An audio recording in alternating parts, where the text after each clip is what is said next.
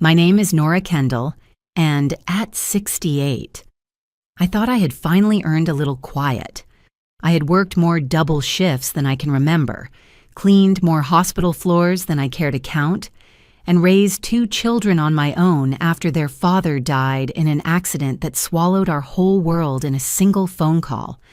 All I wanted, after 4 decades of pushing through, was a home where I could breathe again. That hope lasted exactly 3 weeks. On a cold Saturday afternoon, sunlight slanting across the hardwood floors of my brand new house, I was unpacking the last box of dishes when the doorbell rang. I remember wiping my hands on a towel, thinking it was my neighbor dropping off the lemon muffins she'd promised. I opened the door with a smile that froze hard the moment I saw who stood there. My daughter, Allison, was in a tailored coat she couldn't afford.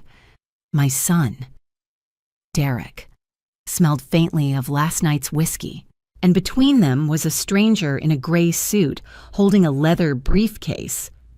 "Mom," Allison said, her voice clipped and businesslike. "We need to talk. This is Mr. Harlan. He's here to help us make sure you're protected." The lawyer stepped forward and offered a rehearsed smile.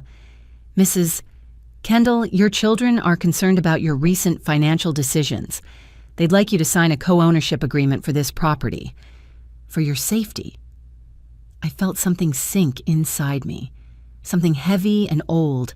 I hadn't even finished setting up my bedroom, and already they were trying to claim the walls around me. I didn't invite them in. I just stared, the winter air biting my arms, and said, "Is that really why you're here?" What none of them knew, what none of them could have imagined, was that I had been preparing for this moment for years. I didn't grow up dreaming of the life I ended up living. I didn't imagine I would spend decades mopping hospital floors or scrubbing the backs of wheelchairs in a long, echoing hallway that always smelled faintly of bleach and fear. But life doesn't wait for you to be ready. It pulls you forward whether your hands are full or trembling. And after my husband, Jack, died in that factory accident, I didn't have the luxury of breaking down. I had 2 children who still needed dinner on the table and someone to sign field trip permission slips. I remember the first morning after the funeral more clearly than the funeral itself. I was standing at the kitchen sink, watching the coffee drip too slowly, the way it always does when you desperately need it. And Allison came in with her hair tangled and her eyes puffy from crying. She was 16, old enough to understand what death meant, but still young enough to hope I would fix it somehow. Derek wandered in next, rubbing his eyes with the back of his hand, 9 years old and already trying to be brave for me. I placed bowls of cereal in front of them and forced myself to smile, pretending nothing in the world had shifted. Even though everything had, grief didn't give me space to breathe. Bills arrived in envelopes that somehow felt heavier than usual. The mortgage company didn't care that I had just lost my husband. The electric company didn't care either. So I took the first job that called me back, doing janitorial work at a hospital 30 minutes away. The hours were long and the pay was thin. But the building was always warm, and the night shift supervisor didn't mind if I cried in the supply closet as long as I stocked the carts on time. For a while, my exhaustion didn't matter, because I still believed my sacrifices were building a life Allison and Derek could stand on. I told myself they would notice the way I dragged myself through the door at dawn, shoes squeaking from the disinfectant. I told myself they would remember the nights I spent folding their clothes on the couch instead of resting my legs. But children remember selectively, and mine chose to forget the parts that weren't convenient. The first crack in our relationship appeared on a late spring afternoon. Allison was getting ready for a school concert, and I had rushed straight from work, wearing my janitor uniform because I didn't have time to go home and change. The collar smelled faintly of ammonia, and I tried to keep distance between myself and the other parents so she wouldn't feel embarrassed. I spotted her backstage when someone opened the curtain, but instead of waving or smiling, She looked away quickly, pretending not to see me. It stung more than I expected. I told myself she was nervous about performing, that she didn't mean it, that teenagers just act like that sometimes. But that tiny wound didn't close. It stayed open, quietly shaping the years ahead. Derek's drifting happened differently. He was sweet as a little boy, always slipping his small hand into mine as we crossed the street. But sweetness ages strangely when a child realizes their parent is tired and easily guilted. As he grew older, he learned how to ask for things with just the right mix of charm and pressure. "Mom, everyone else has one," he'd say about a pair of shoes I couldn't afford. "Mom, it's not a big deal," he'd say when I told him we needed to stick to a budget. Somewhere along the line, wanting became expecting, and expecting became entitlement. The day he jokingly called me an ATM, we were standing in the driveway of our old rental house. He'd asked for money for something, gas, maybe, or a new phone cord, and I had told him I didn't have it that week. He laughed, nudged Allison, and said, "Guess the ATM's empty today." He meant it as a joke, but jokes reveal more than confessions sometimes. Allison didn't correct him. She didn't even flinch. She just rolled her eyes and asked when dinner would be ready.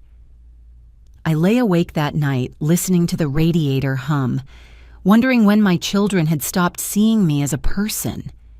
I could blame grief or adolescence or the kind of poverty that forces you to make uncomfortable choices, but deep down, I knew part of the problem was me.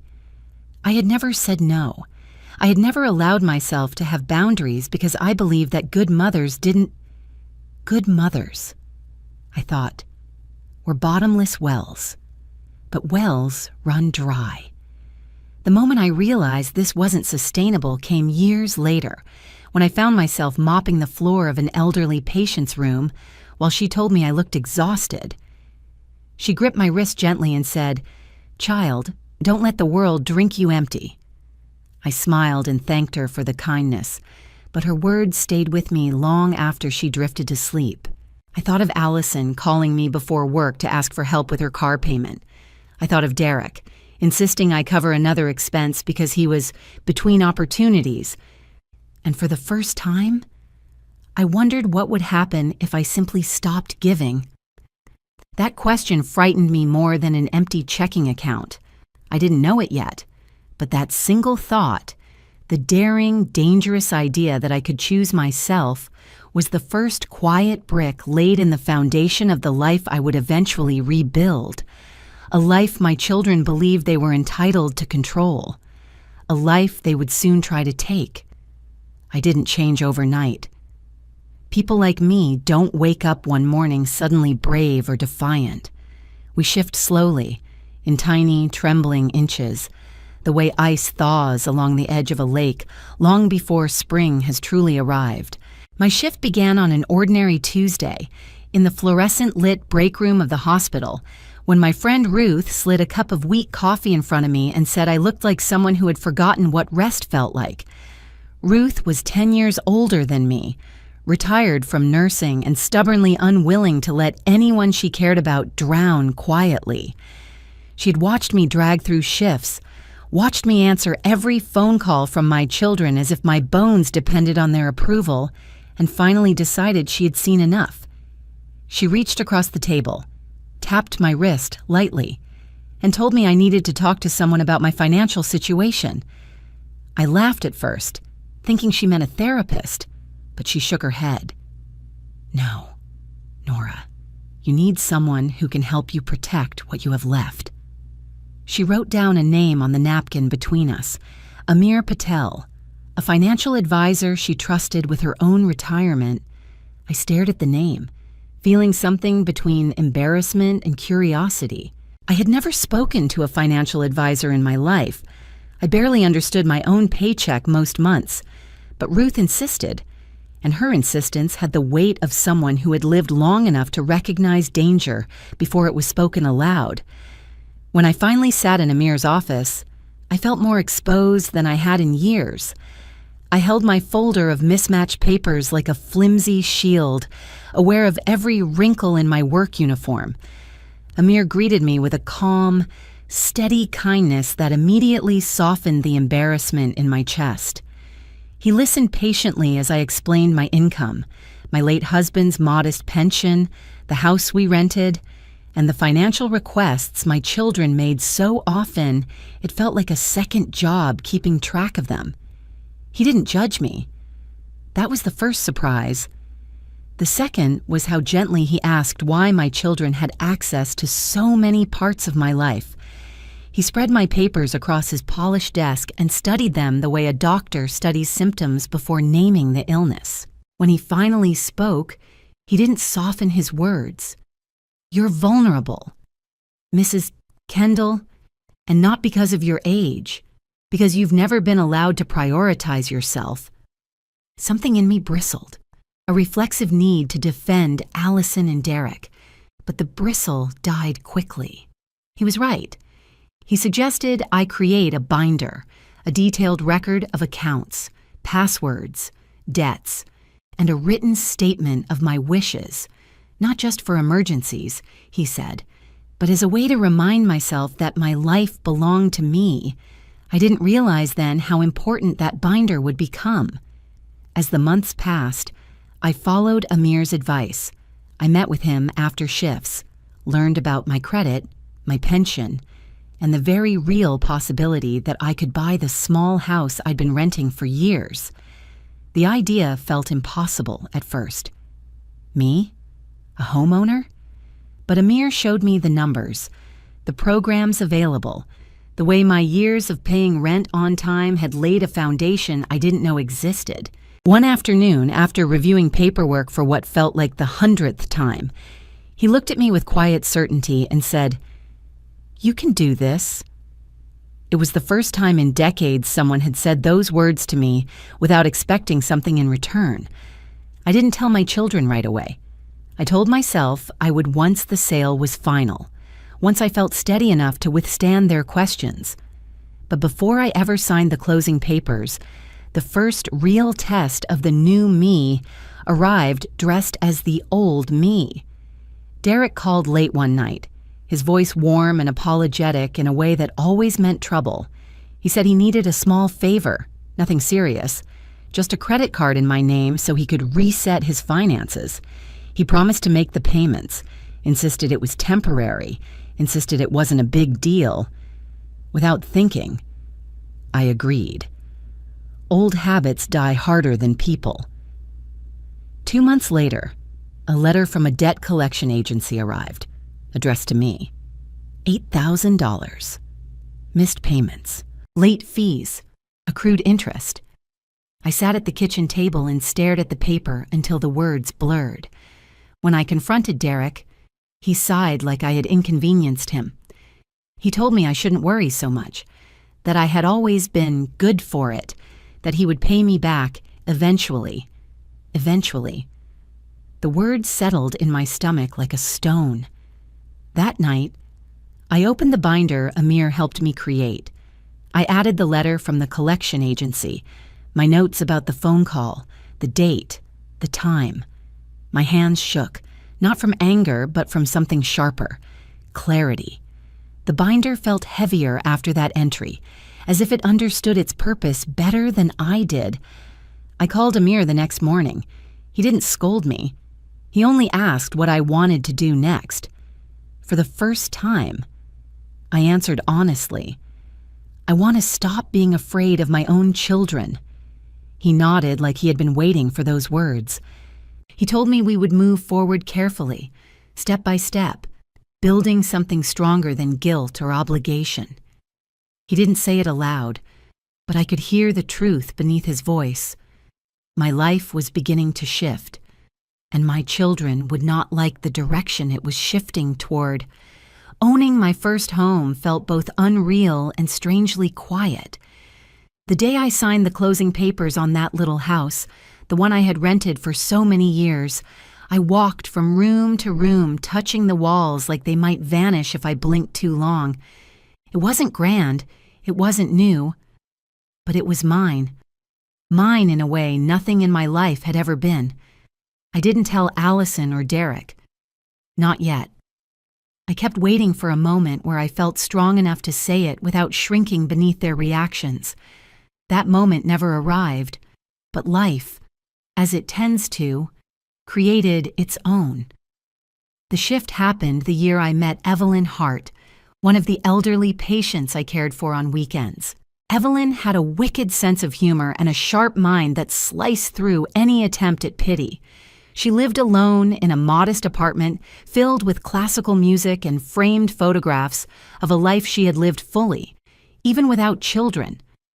I cooked for her, helped her bathe, listened to her stories of a world that existed long before I learned how to carry my own. As her health declined, our conversations grew slower, heavier. One quiet afternoon, she reached for my hand and held it as if anchoring herself. She said she liked knowing I was in the room, that my voice made her feel less afraid. I didn't realize at the time that she was telling me goodbye. When she passed, I mourned her gently, the way one mourns a tender chapter rather than a long story. I attended the small memorial arranged by her lawyer, expecting nothing beyond a final moment of respect. Instead, the lawyer pulled me aside and informed me that Evelyn had left me $200,000. I felt the ground tilt. For a second, I couldn't breathe. I told him there must be a mistake. He assured me there wasn't. Evelyn had no close family left, and she had written that I was the only person who made her last years feel like living, not waiting. On the bus ride home, I stared out the window while disbelief and guilt twisted together inside me. No one in my life had ever given me anything of that magnitude. I wasn't sure I knew how to accept it. When I brought the paperwork to Amir, he took one look and exhaled as if a door had opened he'd been quietly hoping for. He reminded me that blessings didn't always arrive wrapped in comfort. Sometimes they arrived wrapped in responsibility. He showed me what the money meant, a real down payment on a better home, one where I could age safely, without drafty windows and unreliable plumbing. The idea felt too big at first, but the more he explained, the more it rooted inside me like a possibility I had never dared water. Within months, after careful planning and more paperwork than I thought existed in the world, I stood in the driveway of a home worth $800,000. It was elegant, but not extravagant. Sunlit, but not ostentatious. A place where I could cook without bumping into the stove, where I could finally plant a garden, where the air felt like a future I had spent my whole life earning. I should have known the peace wouldn't last. It started with a picture. My friend Ruth had taken a photo of me standing by the front porch, laughing harder than I had in years. She posted it online in a small group for retirees, thinking nothing of it. But the internet has a way of delivering information to anyone determined enough to look. Allison found the photo first. She didn't call to congratulate me. Instead, she drove to Derek's place, furious and breathless, waving her phone as if it were evidence of a crime. She showed him the house on Google Street View and demanded to know how I could afford something like that. They pieced together the rest: county ownership records, mortgage filings, the address I hadn't shared. The night before they showed up at my door with the lawyer, they sat together in a diner booth, planning their approach. Allison believed I was being manipulated. Derek believed I was hiding money that should someday belong to both of them, together. They convinced themselves that stepping into my life so forcefully was an act of protection. But protection isn't what stood on my doorstep that day. After I refused to sign their co-ownership agreement, things escalated quickly. They claimed they were worried I wasn't thinking clearly. Their lawyer sent a formal letter requesting mediation, insisting this was the best path to preserving family harmony. I agreed to attend because refusing would only give them fuel for their narrative. At the mediation table, Allison spoke in a polished, rehearsed tone about my recent impulsive behavior. Derek added comments about my supposed forgetfulness. The lawyer pushed papers across the table like he was closing a business deal. I didn't raise my voice. I didn't cry. I reached into my bag, placed my binder on the table, and opened it. Their talking stopped. I watched their eyes dart over the copies of debt letters, the notes I had written after difficult phone calls, the proof of transactions they had insisted I approve without explanation. For a moment, the room felt still, as if even the air had stopped to see what they would say next. Allison's face flushed. Derek's jaw clenched. Their lawyer adjusted his tie and shifted uncomfortably. The mediator asked if I wanted to continue sharing my concerns. I said yes. It was the first moment I allowed myself to speak the truth without softening it for their comfort. And it was the moment they realized I wasn't as defenseless as they believed. The mediator didn't resolve anything. He couldn't. My children hadn't come to listen. They had come to win. Within a week, I received notice that Allison and Derek were petitioning the court for a conservatorship evaluation. They claimed I was mentally compromised, financially reckless, and at risk of manipulation. Reading those words was like being stabbed by the very hands I once held steady while they learned to walk. The court ordered a cognitive assessment. I followed every instruction, answered every question, completed every test until my head throbbed. The doctor was kind, but even kindness couldn't ease the humiliation of proving that my mind still belonged to me. When she finished, she told me gently that my memory lapses were normal for my age and nowhere near the threshold of incapacity.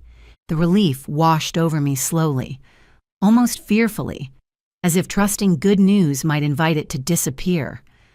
On the day of the hearing, I walked into the courtroom with my binder tucked beneath my arm like armor. Allison sat on one side, polished and tense. Derek sat next to her, avoiding my gaze. Their lawyer spoke first, painting me as fragile, confused, overwhelmed. He made me sound like a stranger to my own life. When my turn came, my attorney, Karen, stood beside me and asked me to speak. I told the truth, not dramatically, not angrily, just plainly. The way a wound reveals itself once pressure is removed. I spoke about the years I worked 2 jobs, the nights I went without sleep, the debts I paid that weren't mine, the fear that saying no would shatter whatever love my children had left for me. I told the court I was tired of being treated like a resource instead of a person.